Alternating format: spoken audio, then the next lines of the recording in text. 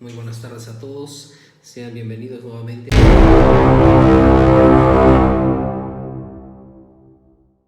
Mi nombre es Eric Mejía. El día de hoy vamos a platicar acerca de los errores comunes que se tienen en las audiencias en el sistema penal acusatorio. Puede ser la audiencia inicial, la audiencia intermedia, la audiencia de juicio, que comete tanto, en este caso hablaremos de los defensores. ¿Qué errores son los que cometen comúnmente? Primer error que comete la defensa.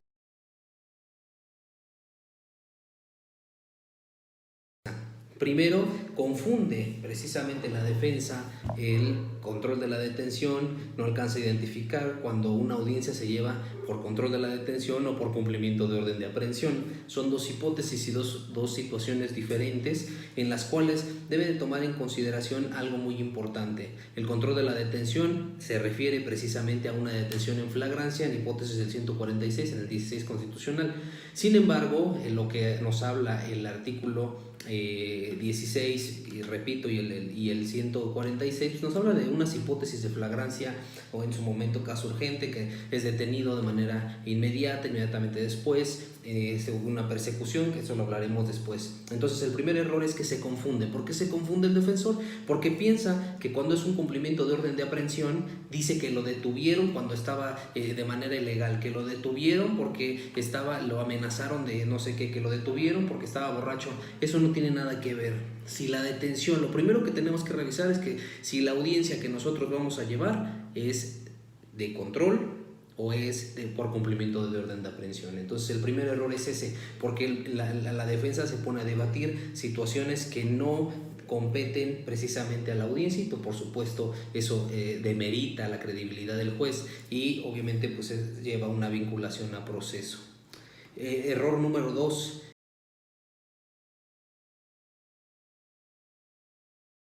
La defensa siempre quiere ofrecer las mismas pruebas que el Ministerio Público ya ofreció. Entonces, en ese caso no se pueden ofrecer las mismas pruebas. El Ministerio Público va a ofrecer sus pruebas, sus datos de prueba o medios de prueba o pruebas en su momento, pues para acreditar lo que él precisamente, su teoría del caso que quiere proporcionar durante el juicio.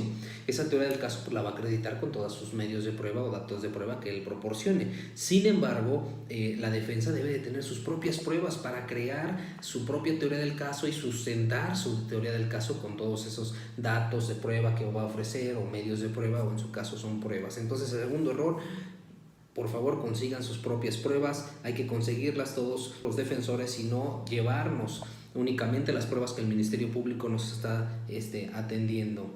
El siguiente error.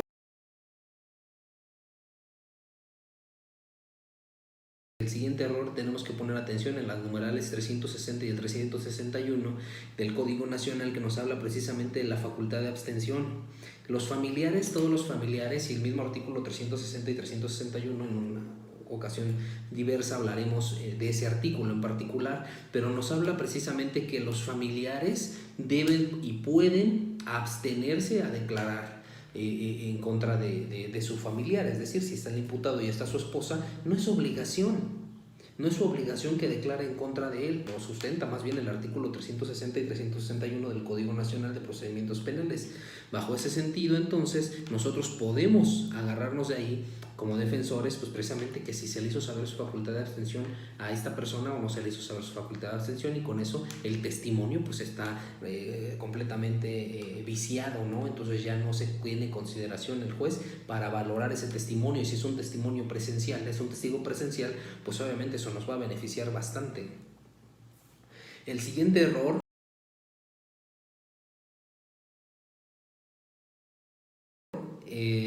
que cometen es que cuando nosotros nos mandan llamar porque hay un detenido y pues vamos, y lo último que hacemos es hablar con nuestro cliente.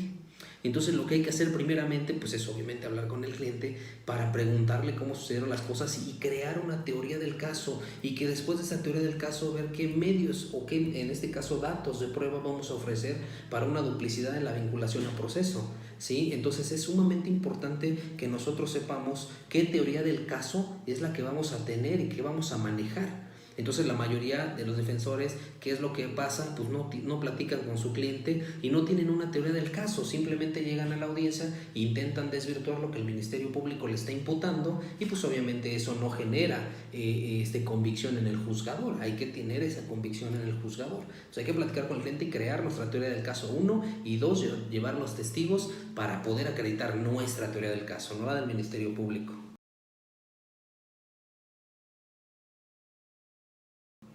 El siguiente error, vámonos a la etapa intermedia. La etapa intermedia, precisamente en el numeral 346, nos habla de todas las pruebas y medios de prueba que no deben de ser admitidos para juicio. Entonces, uno de ellos es que la prueba sea sobreabundante. Hay que poner mucha atención cuando el Ministerio Público esté ofreciendo sus medios de prueba. Pues obviamente si son 2 primeros respondientes, pues tenemos que quitar un respondiente. ¿Para qué? Porque es sobreabundante. Entonces podemos tumbarle un respondiente o 2 paramédicos o dos testigos. Es el hermano y la hermana, pues si vieron lo mismo, pues es sobreabundante, ¿no? En este caso, acuérdense que también impertinentes, innecesarias, con violación a derechos humanos, entre otras. Eso viene en el tipificado en el numeral 346, importante. Que nosotros en la etapa intermedia no dejemos que el Ministerio Público pase con todos sus medios de prueba para que se los lleve a juicio. Por eso tenemos que enfocarnos bien en ese numeral y cómo vamos a tirarle todas esas pruebas o medios de prueba al Ministerio Público para que no pasen a un juicio, a una etapa de juicio. Si son 10 órganos de prueba los que quiere pasar o 10 pruebas, pues hay que revisar uno por uno. El numeral 346 nos dice precisamente claro qué pruebas o medios de prueba van a ser admitidos, ¿no? Entonces es importante que revisen el numeral 346 en la etapa intermedia y a veces no lo revisamos los defensores y entonces ¿qué es lo que sucede? Que el Ministerio Público pasa todas sus pruebas a juicio y en el juicio es el problema, ¿no?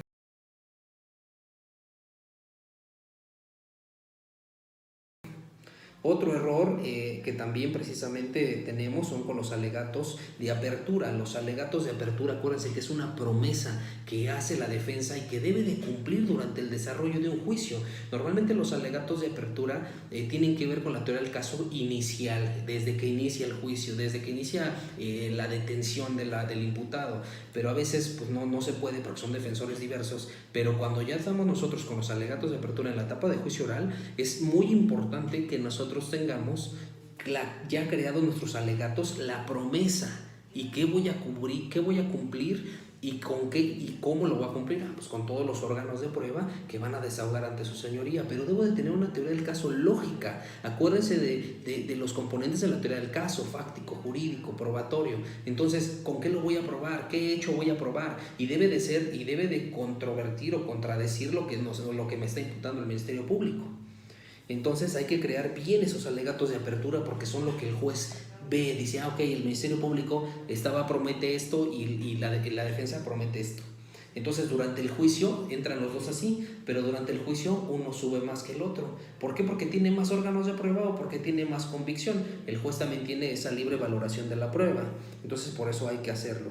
Ya que nosotros tenemos esos órganos de prueba, aquí viene lo más importante, los errores que la mayoría de los defensores tienen.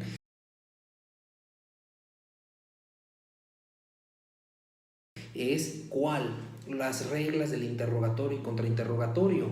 ¿Cuáles son esas reglas? ¿En qué momento tengo que preguntar yo? ¿En qué momento hago preguntas sugestivas? ¿En qué momento hago preguntas que son conclusivas? ¿En qué momento? Entonces, todo ese tipo de preguntas, pues obviamente nos tenemos que basar precisamente en el artículo 373 del Código Nacional, que nos dice claramente qué preguntas se pueden hacer y qué preguntas no. Por eso nosotros hacemos preguntas y no las objeta el Ministerio Público. ¿Y por qué no las va a objetar? Pues porque no están dentro de la hipótesis marcada en el mismo numeral. Entonces debemos de saber qué preguntas se hacen en interrogatorio y contrainterrogatorio que se tiene que realizar, ¿ok?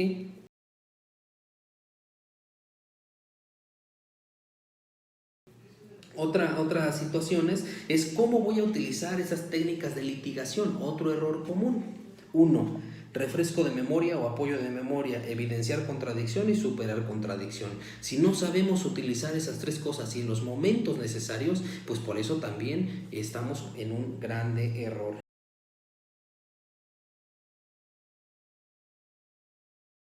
Y por último, el otro error pues son los alegatos de clausura. Los alegatos de clausura son un análisis de todos los órganos de prueba que desfilaron ante su señoría, todos los órganos de prueba. Hay que encontrarle los errores que tuvo el Ministerio Público en esos órganos de prueba y nosotros hacer un análisis. Y entonces decir, su señoría no le asiste la razón en su teoría del caso al Ministerio Público por esto, porque el primer respondiente dijo esto y no coincide con esto, y al hacerle preguntas a esta defensa no pudo contestar esto, y entonces se robustece con todos mis órganos de prueba, porque los órganos de prueba de esta defensa refirió de manera coincidente y circunstancial lo siguiente.